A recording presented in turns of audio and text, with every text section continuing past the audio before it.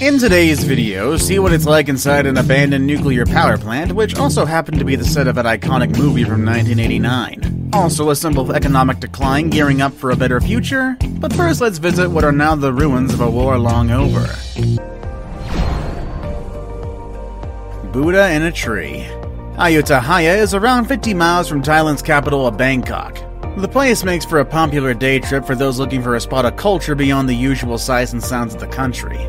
The city is home to many temple ruins and old statues that gives visitors an idea of the grandeur this place must have once possessed. However, there is one unusual yet discreet attraction here, which later ended up being the place's most popular feature. Within the temple grounds, you will notice one tree that is constantly under guard. This normal-looking banyan tree is actually hiding something near its base. If you look closely, you'll see a Buddha statue seemingly being devoured by the tree's roots. A striking sight with an enduring effect. It's speculated that it was entwined in the roots after a thief abandoned it there and never returned. While this particular thief wasn't as successful at stealing this now famous Buddha, others unfortunately were. Gangs of looters have already stolen a lot of treasure from the ruins, forcing the Thai government to impose stricter security to protect the ruins and its heritage.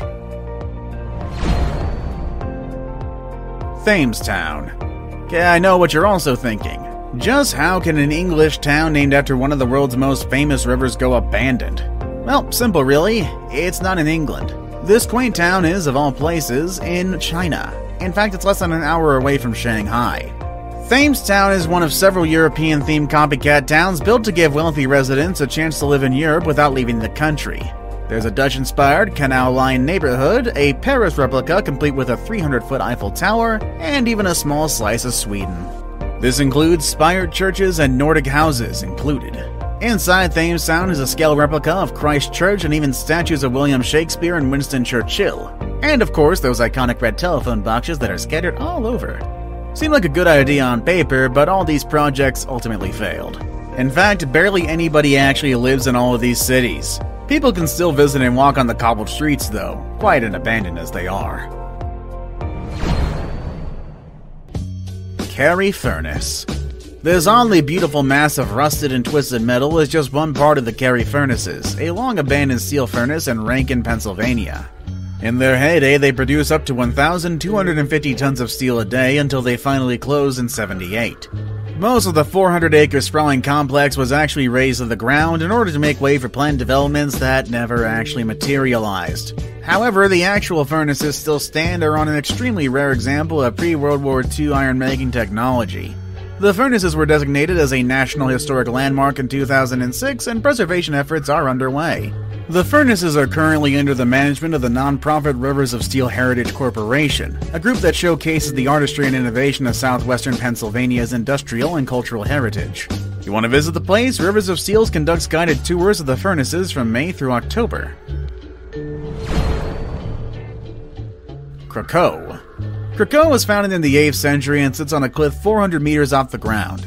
People who lived there were treated to breathtaking views every single day, and the place was easy to defend from the barbarian hordes which ravaged Italy during the time. But of course, it wasn't without its disadvantages. Exposed to the elements along with earthquakes and landslides, the city was living on borrowed time either way. Even as it lies abandoned, the storied history of the town was left quite a monument to medieval architecture through the ages. The striking castle was built in 1300 and dominates the view on the cliff. Along with the castle, a church in Krakow houses a statue of the Virgin Mary that was remarkably discovered in a nearby body of water. 6 festivals happen in Krakow from May to October, paying homage to the Virgin Mary, which are basically the reasons why people still flock to the abandoned city to this very day. Michigan Central Station. Possibly the most photographed abandoned building in Detroit, the massive train station known as Michigan Central Station has stood empty now for more than 30 years. Once a popular and bustling business hub, the abandoned shell has become a symbol of Detroit's economic problems. Essentially, you can't have nothing in Detroit. The station was designed at the turn of the last century, part of the popular City Beautiful urban planning movement inspired by Chicago's 1894 World's Columbian Exposition and its romantic, neoclassical white city. The movement focused on beautifying urban spaces and erecting monumental grand buildings, and was particularly prevalent in Detroit, Chicago, and Washington, D.C.